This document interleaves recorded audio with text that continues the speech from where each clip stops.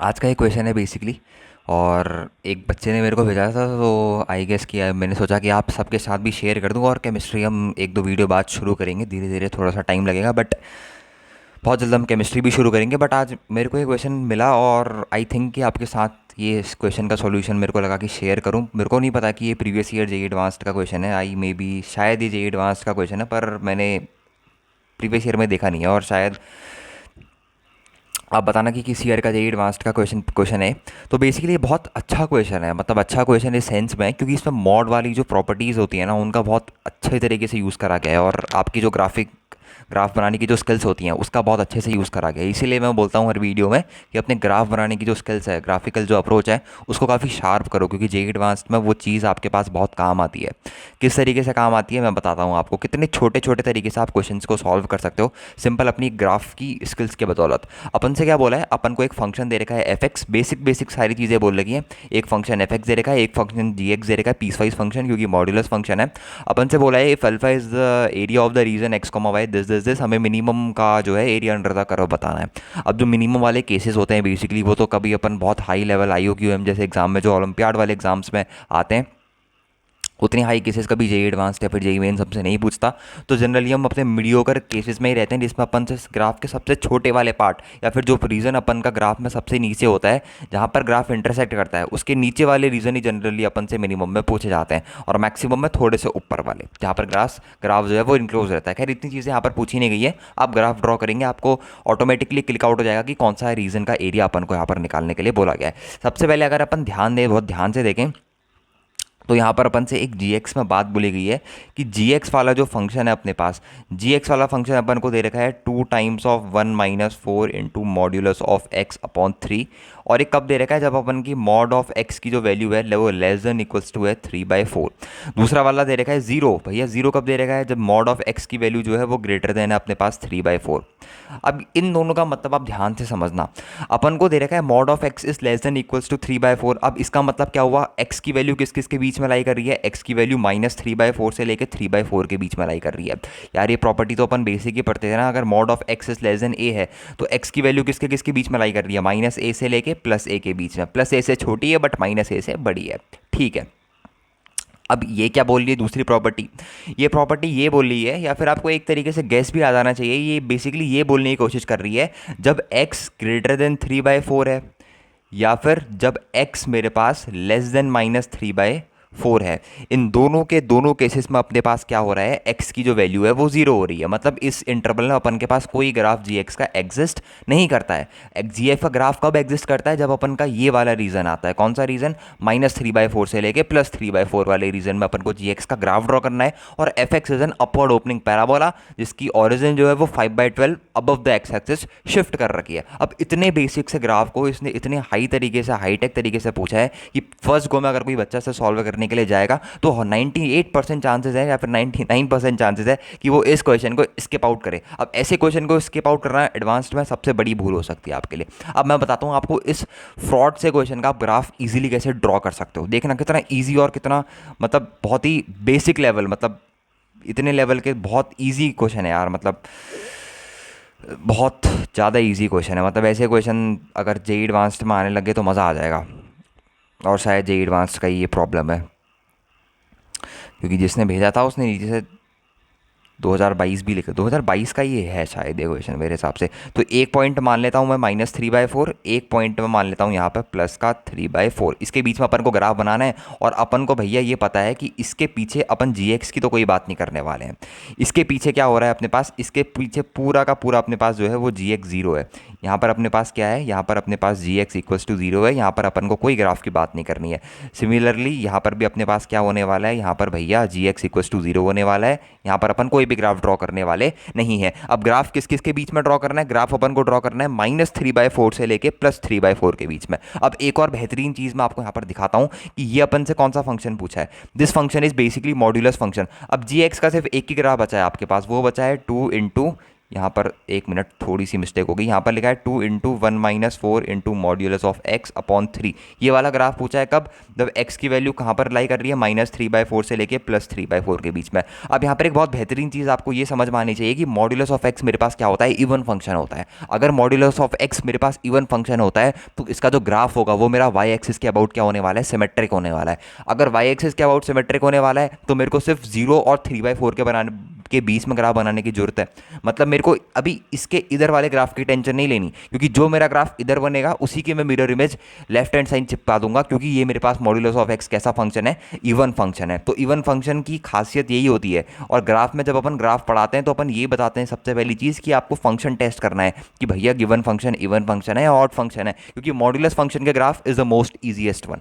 अब इसमें आते हैं कि 0 पे फंक्शन की वैल्यू कितनी है, gx की वैल्यू या फिर y जो है y at x equals to 0, कि x इक्वल्स टू 0 जब हम डालेंगे तो y कितना है आपके पास, तो उसमें 0 डालेंगे तो y कितना निकल के आ जाएगा 2। ठीक है, y इतने पे टेस्ट कर लिया। और y एट कितने पे टेस्ट करना है, 3/4, क्योंकि 3/4 से बड़े पे अपन को तो देखना ही नहीं है, 3/4 से बड़े पे तो अपने पास ग्राफ ही 0 है।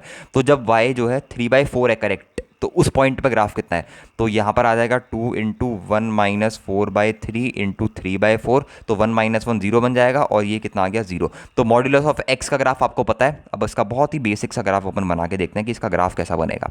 ग्राफ इसका कुछ इस तरीके का बनने वाला है, किस तरीके का कि y 0 पे तो ये अपन के पास 2 है और उसके बाद क्या हो जा रहा है, फिर 0 हो जा रहा है। और मॉड्यूलस ऑफ x कैसा होता है, एक स्ट्रेट लाइन कर्व होता है, ये आपको ध्यान में आना चाहिए। तो इस तरीके का कर्व बन गया। अब ये राइट हैंड साइड है, अब लेफ्ट हैंड साइड अगर मैं इसका कॉपी पेस्ट बना दूँ तो आपको कोई भी दिक्कत नहीं होनी चाहिए। क्यों नहीं होनी चाहिए, क्योंकि भैया इवन फंक्शन है, graph will be symmetric about y axis. और ये अपने पास कौन सी एक्सिस गिवन है, this is my y axis. और ये मेरे पास कौन सी एक्सिस गिवन है, ये मेरे पास x एक्सिस गिवन है। अब अपने पास एक ग्राफ तो बन गया किसका, gx का, जिसका आपको ताबड़तोड़ ग्राफ रख रहा था कि भैया ये क्या दे दिया इसने। अब इसके बाद fx की बात करते हैं। fx क्या है, एक पैराबोला ग्राफ है। पैराबोलिक ग्राफ बहुत ही बेसिक ग्राफ होते हैं। एक अपवर्ड ओपनिंग पैराबोला है और जो 5/12 क्या है, above the x axis shifted है। तो आप कैसे भी इसका ग्राफ बना सकते हैं, थोड़ा सा यहाँ पर बस आपको शिफ्ट करने की जरूरत है। ये मेरे पास fx का ग्राफ बन गया, बस ये होगी आपकी कर्व स्केचिंग। अब मेन जो एरिया फाइंड आउट करना है आपको, इनके बीच का एरिया फाइंड आउट करना है। अब एरिया कैसे निकालना है वो उसकी बात करते हैं। दोनों ग्राफ अपन के पास बन गए। अब आगे बात करते हैं कि आगे अपन से क्या पूछा है। बोला है कि if alpha is the region x, y belonging to r cross r 2D plane है, ठीक है, modulus of x is less than 3/4। Again किसके बीच का एरिया प्लॉट करना है, वही बोल रहा है वो -3/4 से लेके +3/4 के बीच के एरिया प्लॉट करना है। इसके बियॉन्ड आपको नहीं जाना है, क्योंकि इसके बियॉन्ड फंक्शन ही 0 है, तो कोई ग्राफ इंटरसेक्ट कर ही नहीं रहा है। ठीक है, मतलब इसके और इसके बीच का एरिया प्लॉट करना है और fx और gx में जो मिनिमम है उसका ग्राफ प्लॉट करना है। अब मिनिमम का कंसेप्ट बेसिकली क्या होता है, जैसे आपके पास ये मेरे पास एक ग्राफ बन के आया fx का, और ये fx ही है ना, हाँ fx का ग्राफ, और ये मेरे पास gx का बन के आया। एक बात याद रखना कि इस पर्टिकुलर लाइन की इक्वेशन क्या होगी, gx इज इक्वल्स टू, इसकी इक्वेशन होने वाली है 2 × 1 - 4x डिवाइडेड बाई 3। यहाँ पर मॉड्यूलस जो है वो पॉजिटिव के साथ खुलेगा, क्योंकि x एक्सिस के इधर लाई कर रहा है। ठीक है, अब मिनिमम क्या बोलता है, मिनिमम बोलता है कि ये पूरे ग्राफ का आपको एरिया चाहिए। वैसे इधर के तो बात नहीं हो रही है तो अपन उतनी बात नहीं करेंगे, इसका एरिया चाहिए जहां पर इंटरसेक्शन हो रहा है पॉइंट का, उसके नीचे का एरिया। अगर मैक्सिमम पूछा होता तो उसके लिए अपन उल्टा करते, ये पलट गया होता, तो मैक्सिमम में थोड़ा सा अलग केस हो जाता है। बट मिनिमम पूछा है, आपको खुद लग रहा है जहां पर पॉइंट ऑफ इंटरसेक्शन, जहां पर दोनों ग्राफ इंटरसेक्ट कर रहे हैं, उसके नीचे का अगर अपन एरिया निकाल लें तो अपने पास क्या हो जाएगा, एक तरीके से काम बिल्कुल अपना आसान हो जाएगा। अपन बेसिकली ईजिली इसका क्या कर सकते हैं, एरिया फाइंड आउट कर सकते हैं। ठीक है, अब एरिया में भी सिमेट्रिक है। अगर मैं ये वाला एरिया निकाल लूँ, जो मैं एरिया में शेड कर रहा हूँ यहाँ पे, ये वाला एरिया दिख रहा है आपको, इसमें एक ये वाला एरिया लाई कर रहा है और एक ट्राइंगल का एरिया लाई कर रहा है। अगर ये एरिया निकाल लूँ और इसका डबल कर लूँ, मान लो इस एरिया को मैं मान लेता हूँ अपने पास A1 और इस एरिया को मैं मान लेता हूँ अपने पास A2। अगर A1 और प्लस A2 निकाल लूँ और 2 times of A1 plus A2 कर दूँ तो मेरे को ये चीज़ मिल जाएगी, क्योंकि दोनों का एरिया सेम है। ये एरिया और ये एरिया सेम है। अगर इसका एरिया कैलकुलेट करना है तो आपको 2 टाइम्स कर देना है किसका, A1 प्लस A2 का, आपके पास वही एरिया निकल के आ जाने वाला है। अब बात करते हैं कि A1 का एरिया कैसे निकाला जाए। A1 का एरिया ऊपर ग्राफ अपना कौन सा लाई कर रहा है, x² + 5/12। इसको इंटीग्रेट करना पड़ेगा कहाँ से, इन दोनों के पॉइंट ऑफ इंटरसेक्शन से। अब पॉइंट ऑफ इंटरसेक्शन कैसे निकलेगा, बस आपको ग्राफ की जो इक्वेशन है उसको इक्वेट करना है, x² + 5/12 that should be equals to 2 minus यहाँ पर आ जाएगा 8x डिवाइडेड बाई 3। अब नीचे डिनोमिनेटर में अपने पास 12 है, तो एक काम करते हैं, दोनों साइड 12 से मल्टीप्लाई करते हैं, तो 12x² प्लस यहाँ पर आ जाएगा मेरे पास कितना, 5 इज इक्वल्स टू यहाँ पर आ जाएगा 24 माइनस का 32x। तो ये निकल के आ गया मेरे पास 12x² प्लस का 32x, और माइनस का यहाँ पर निकल के आ गया 19, that should be equals to 0। अब ये क्वाड्रेटिक इक्वेशन है जिसके रूट आपको ढूंढने हैं, तो 19 into 12 that will become 38 minus 6। हाँ, तो ये तो बिल्कुल इजीली स्प्लिट हो जा रहा है। ये 12x² प्लस यहाँ पर आ जाएगा मेरे पास 38x माइनस का 6x माइनस का 19 शुड बी इक्वल्स टू 0। तो 2x कॉमन आ जाएगा, तो अंदर कितने बचेगा मेरे पास 6x प्लस का 19 बचेगा शायद, और माइनस का 1 कॉमन आ जाएगा, तो यहाँ पर बचेगा 6x प्लस का 19 इज इक्वल्स टू 0। तो यहाँ से दो वैल्यू आ गई, एक वैल्यू आ गई मेरे पास माइनस का 19 डिवाइडेड बाई 6, एक वैल्यू आ गई मेरे पास प्लस का 1/2 जो कि वैलिड होगी, और ये इनवैलिड होगी क्योंकि एक्स एक्सिस के ऊपर वाली बात है। तो ये पॉइंट मेरे पास क्या हो सकता है, नेगेटिव नहीं हो सकता। तो ये पॉइंट कितना आ गया मेरे पास 1/2 निकल के आ गया है। अब ये मेरे पास पॉइंट आ गया 1/2। अब अपन को क्या करना है, इंटीग्रेट करना है। किसको इंटीग्रेट करना है, fx को इंटीग्रेट करना है, क्योंकि ऊपर कौन सा ग्राफ लाई कर रहा है, fx को। कहाँ से कहाँ, 0 से लेके 1/2, तो अपने पास a1 का एरिया निकल के आ जाएगा। तो a1 के एरिया की बात करें तो a1 का बहुत ही छोटा सा एक कैलकुलेशन है आपके पास। a1 का अगर आपको एरिया कैलकुलेट करना है तो इंटीग्रेट कर देना है 0 से लेके हाफ तक। किसको इंटीग्रेट करना है, x² प्लस 5/12 dx। बिल्कुल ही बेसिक सा इंटीग्रेशन है, जो आप बेसिक मैथमेटिकल टूल्स में पढ़ते हैं ना, इंटीग्रेशन वो दे रखा है। x³ हो जाएगा, तो x की जगह 1/2 रखोगे, तो 1/2 रखोगे तो ये मेरे पास बन जाएगा 1/2 इंटू 1/2 इंटू 1/2, ये बन जाएगा 1/8। और x³ डिवाइड बाई 3 ना, 1/8 into 3 that is 1/24 plus 5/12 x, तो 5/24 बन जाएगा यहाँ पे। तो ये बन जाएगा 6/24 यानी 1/4। तो a1 का एरिया तो भैया अपने पास आ गया 1/4। अब a2 के एरिया की बात करते हैं।